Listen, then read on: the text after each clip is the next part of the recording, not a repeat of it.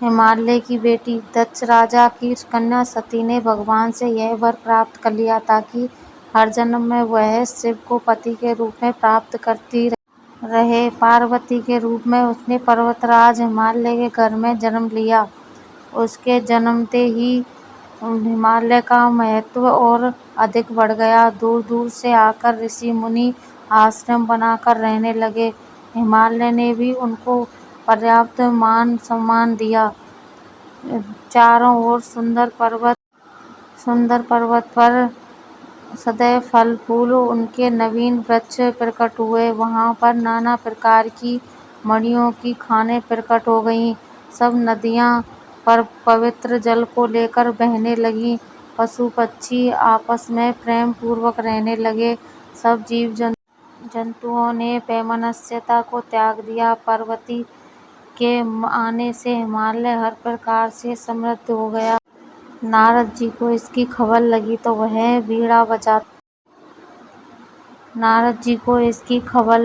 वह बीड़ा बजाते हुए हिमालय से मिलने चल दिए। पर्वतराज ने आदर से सम्मानपूर्वक उनका स्वागत किया, चरण धोकर सुंदर आसन पर बिठाया।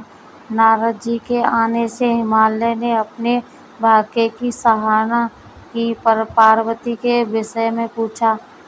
नारद जी ने हंसकर कहा, पर्वतराज, तुम्हारी यह कन्या सब गुणों की खान है।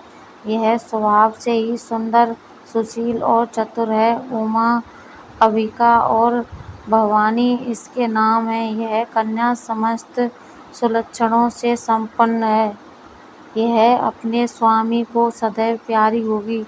इसका सुहाग अचल रहेगा तथा इसके माता पिता यश पाएंगे।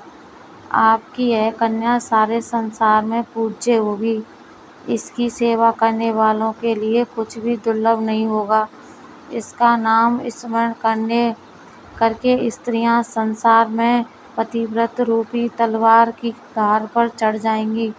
तुम्हारी इस सुशील कन्या का विवाह शिव जी को प्राप्त करने के लिए इसे तपस्या करनी पड़ेगी। तपस्या कुछ कठिन जरूर है, पर इससे डरने की आवश्यकता नहीं। भगवान शिव तपस्या से शीघ्र ही प्रसन्न हो जाते हैं। यह कहकर नारद जी सबको आशीर्वाद देकर वहां से चले गए। पर्वतराज को एकांत में पाकर उनकी पत्नी रानी नैना ने कहा, हे नाथ, मैं तो देव ऋषि की बात समझ नहीं पाई। कन्या के योग्य घर वर और कुल उत्तम हो तभी विवाह कीजिए, नहीं तो कन्या कुंवारी रखना ही ठीक है। उमा मुझे प्राणों से भी अधिक प्यारी है। योग्य वर के साथ कन्या को न देने पर सब लोग हमें मूर्ख बताएंगे। पर पार्वती जी ने अपने मन में निश्चय कर लिया था कि वह शिव को ही अपना पति बनाएगी। माता पिता की आज्ञा पाकर पार्वती वन में जाकर तपस्या करने लगी। पार्वती का शरीर कठोर नहीं था। कोमल शरीर लेकर उसने तपस्या आरंभ की। आरंभ में वह फूल फल खाकर दिन व्यतीत करती रही। बाद में उसने इसे भी छोड़ दिया। पार्वती की कठोर तपस्या से आकाशवाणी हुई, पार्वती, अब तुम्हें तपस्या करने की आवश्यकता नहीं है। तुम्हारे मनोरथ सिद्ध हुआ। तुम्हें भगवान शिव वर के रूप में अवश्य मिलेंगे। इतने में सप्त ऋषियों ने पार्वती की परीक्षा लेनी चाहिए। वे पार्वती के पास आए। ऋषिगणों ने पार्वती जी के पास आकर पूछा, पार्वती, तुम यह कठोर तपस्या किस हेतु कर रही हो? किसकी आराधना कर रही हो और क्या चाहती हो? हमसे स्पष्ट कहो। ऋषिगणों की बात सुनकर पार्वती लजाते हुए कहा, मुनिवर, मैंने शिव को अपना पति बनाने के लिए यह तपस्या की। देव ऋषि नारद जी के कहने पर मैंने यह तपस्या की। पार्वती की बात सुनकर ऋषिगण हंस पड़े। उन्होंने कहा, पर्वत की बेटी होने के कारण तुम्हारा नाम पार्वती है। तुम्हारा विचार दृढ़ होना चाहिए। नारद जी का उपदेश सुनकर किसका भला हुआ है? नारद जी ने 10 पुत्रों को जाकर उपदेश दिया।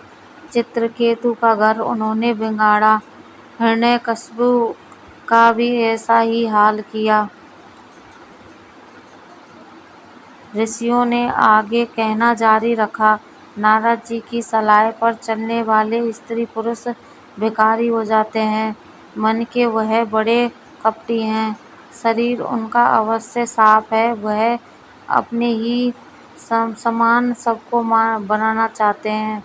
तुम बहुत भोली लड़की हो जो उनकी बातों में विश्वास करके ऐसे पति की कामना करने लगी जो उदासीन, गुणहीन, निर्लज्ज, घरहीन, बुरे भेष वाला, मुंडमालधारी, कुलहीन, नंगा और सांपों को धारण करने वाला है।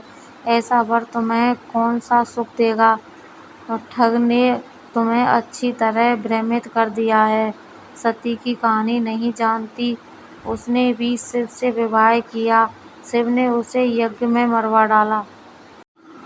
शिवजी अब निश्चित हैं, उन्हें किसी बात की चिंता नहीं, भीख मांग कर खाते हैं, शमशान घाट में भभूति लगाए घूमते रहते हैं। ऐसे फक्कड़ बाबा के घर में कोई स्त्री कैसे सुख से रह सकती है? अपना भला चाहो तो उन्हें वर के रूप में प्राप्त करने का विचार त्याग दो।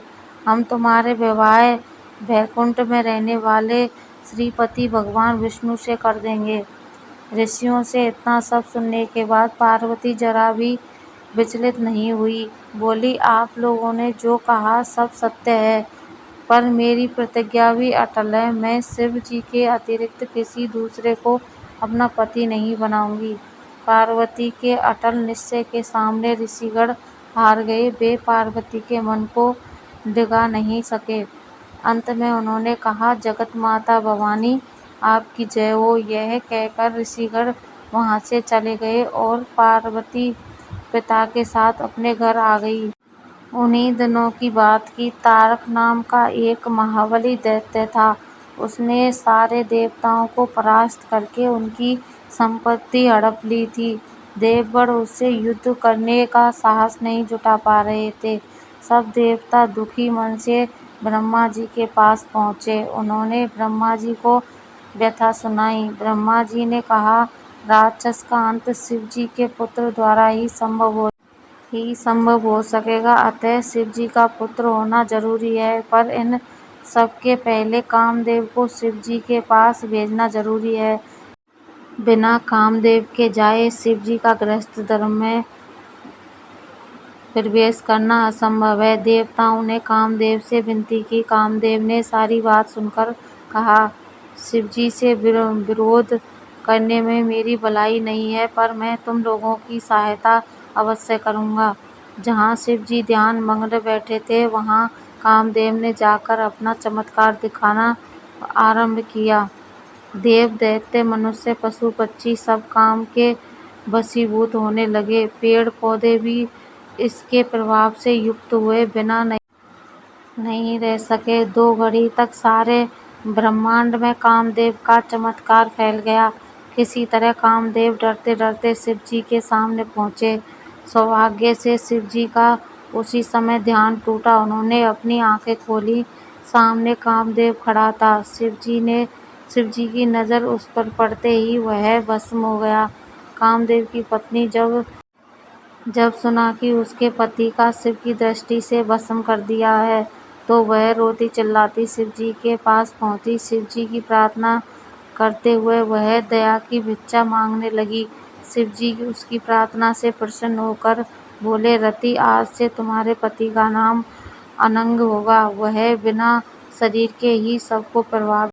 शिव जी की कथा अच्छी लगी हो तो चैनल को लाइक कर लें, सब्सक्राइब कर लें, वीडियो को शेयर भी कर दें।